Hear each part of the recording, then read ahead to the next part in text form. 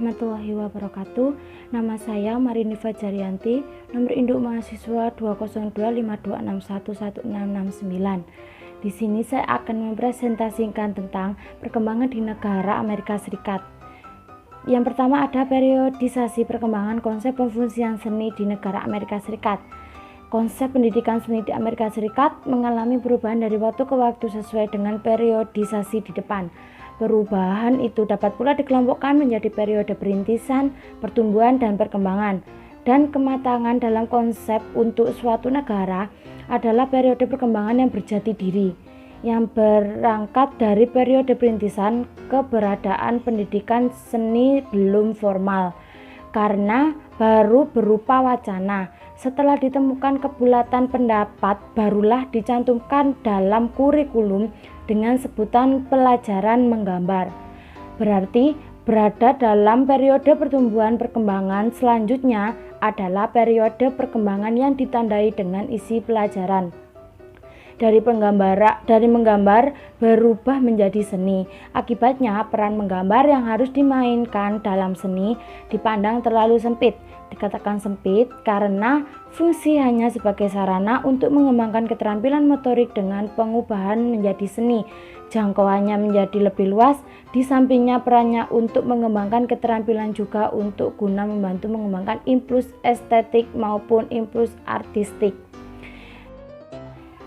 Yang pertama ada periode perintisan, menggambar sebagai mata pelajaran di sekolah. Semasa perintisan seperti halnya di Eropa, perihal konsep pendidikan seni menjadi silang pendapat antar pakar dengan pandangan masing-masing yang berbeda-beda. Di antara pakar-pakar itu adalah F. Roble pada tahun 1782 sampai 1852 dengan pandangannya tentang menggambar dan mewarna. Ia katakan bahwa unsur warna dalam kegiatan menggambar sangat penting, tetapi tidak dijelaskan hubungannya dengan fungsi Didik B. Franklin 1749 tentang fungsi seni. Dikatakan bahwa seni memiliki nilai guna lebih penting daripada nilai tradisi budaya. Juga tidak dijelaskan hubungannya dengan fungsi didik seni San W.B. Fowler yang lebih menaruh perhatian terhadap seni untuk pendidikan, memberikan dukungannya terhadap metode pengajaran dengan sistem monitoring yang lebih mementingkan proses interaksi lewat penalaran daripada interaksi lewat perasaan. Yang kedua ada periode pertumbuhan pendidikan keterampilan. Sekitar tahun 1900, Amerika Serikat dibanjiri imigran dari daratan Eropa. Sebagian besar anak-anak imigran itu tidak menguasai bahasa Inggris. Karena itu, sekolah yang menampungnya tidak mewajibkan mereka mengikuti mata pelajaran menggambar ataupun apresiasi yang menggunakan bahasa Inggris sebagai pengantarnya. Sebagai gantinya, dimunculkan mata pelajaran keterampilan praktis apapun yang dibawanya di negara asal masing-masing. Keterampilan praktis yang dimaksud adalah kerajinan tangan yang dipandang sebagai salah satu cabang seni rupa dengan menggunakan berbagai bahan diantaranya kayu, logam, kulit, dan tanah liat. Pelajaran kerajinan tangan dapat dilaksanakan dengan tidak atau sedikit menggunakan bahasa. Selanjutnya, pelajaran kerajinan tangan tersebut menjelma menjadi mata pelajaran seni industri yang diperuntukkan bagi peserta didik lelaki dan kesejahteraan keluarga bagi peserta didik perempuan. Penghargaan yang kurang terhadap mata pelajaran seni lalu mengklasifikasikannya sebagai inferior, sementara mata pelajaran lainnya sebagai superior. Yang ketiga ada periode perkembangan pendidikan progresif. Gerakan progresif ingin menghilangkan pandangan tersebut karena dinilai sebagai pandangan yang salah, dengan alasan bahwa anak-anak bukan orang dewasa kecil. Dalam proses belajar mereka melakukannya secara aktif, berupaya dan membuat keputusannya sendiri, sehingga hasil yang dicapai dalam kegiatan seni merupakan hasil yang maksimal dalam ukurannya sendiri, tidak dapat dibandingkan dengan hasil yang dicapai oleh orang lain, apalagi orang dewasa. Konsep pembaharuan ini jalan terus karena mendapatkan landasan kuat oleh pandangan Dewey. Para pendidik seni yang mendukungnya menyadari bahwa ekspresi pribadi peserta didik dalam kegiatan seni mempunyai integritas sendiri. Nah, pada periode perkembangan pendidikan progresif ini ada masa-masanya. Yang pertama, ada masa resesi dunia atau kemerosotan ekonomi. Konsep seperti ini mendapat hambatan sewaktu Amerika Serikat memasuki masa resesi pada tahun 1930-an. Kegiatan ekspresi diri dipandangnya sebagai hal yang tidak sepatutnya dilakukan di masa ekonomi yang sedang merosot. Waktu itu, tidak ada hal yang lebih penting selain berhemat dan berusaha untuk memperoleh lapangan pekerjaan. Karena itu, dambaan kebebasan yang dipandang sebagai tidak efisien itu harus mengalami penyesuaian. Dalam praktek pelaksanaan, agar bentuk kegiatan dapat terselenggara, harus digunakan bahan-bahan yang ideal, melainkan yang murah dan terjangkau. Yang kedua, ada masa imigrasi Jerman atau Bauhaus. Para pelaksana pendidikan seni di lapangan, para guru tidak memiliki persepsi yang sama dengan konsep doktrin menjelang tahun 1950.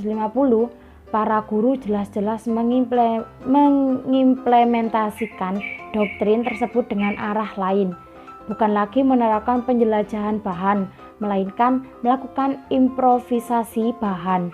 Kedua kegiatan mengandung makna yang berbeda jauh. Kalau penjajahan atau eksplorasi berupa upaya pengenalan karakteristik suatu bahan, maka improvisasi berupa pergantian bahan tanpa didasari oleh pertimbangan karakteristik masing-masing. Yang ketiga, ada masa Perang Dunia Kedua. Patriotisme demi patriotisme, konsep progresif harus ditinjau.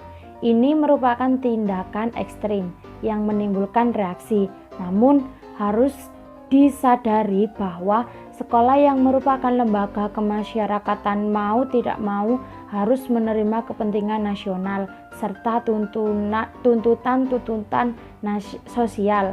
Juga perlu disadari betapa efektifnya peran yang dapat dimainkan oleh seni untuk mempengaruhi masyarakat keduanya.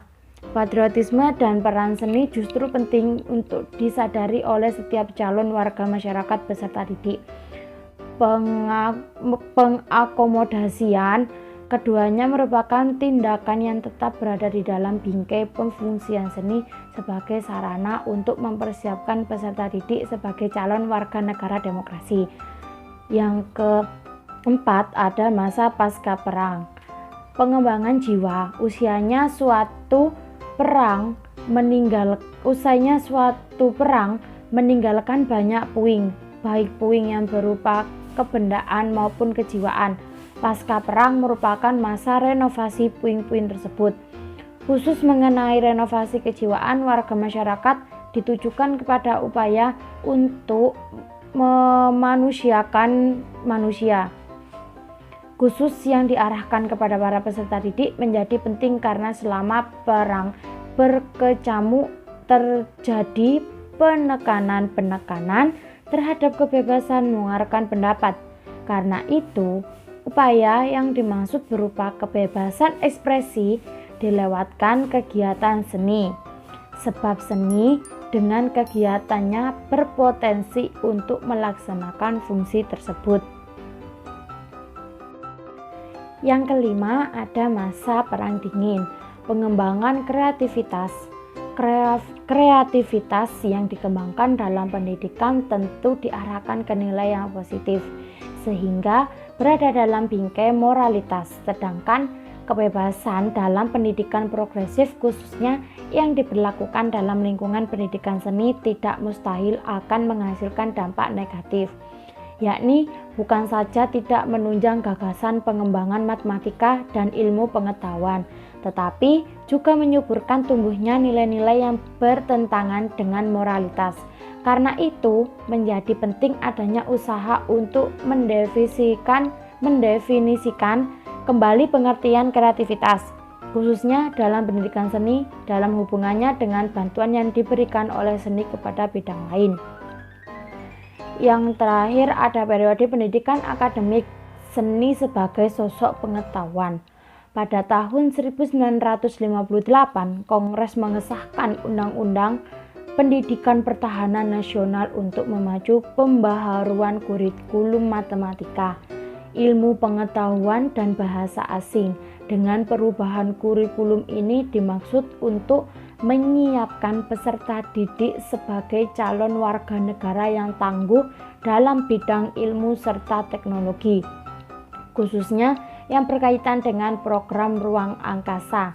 Periode akademik ini merupakan jawaban atas tantangan perkembangan ilmu dan teknologi. Yang pertama di sini ada versi tahun 1950-an, seni sebagai sarana pendidikan dan sosok ilmu. Oleh para pendidik, seni dilakukan peninjauan kembali isi kurikulum pendidikan seni. Kalau selama ini berdasarkan pendidikan progresif berisi hanya kegiatan seni, dilengkapi dengan substansi pengetahuan seni sebagai sosok ilmu, masing-masing dengan fungsinya sendiri. Kegiatan seni berfungsi sebagai sarana menumbuh kembangkan individu peserta didik, dan sosok ilmu sebagai sarana untuk memperluas wawasan seni. Yang kedua ada tahun 1960-an, seni sebagai bagian kehidupan sosial. Pada saat ini gerakan hak-hak asasi mulai memusatkan perhatiannya pada kelompok minoritas serta penghuni pedesaan. Perhatian itu dinyatakan dalam bentuk pengumpulan data tentang kehidupan para kelompok tersebut sebagai kelompok yang tersisih dan tercemar.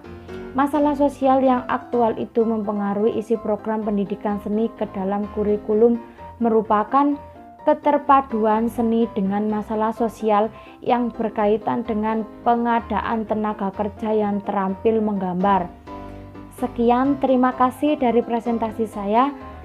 Saya mohon maaf apabila ada salah kata. Wassalamualaikum warahmatullahi wabarakatuh.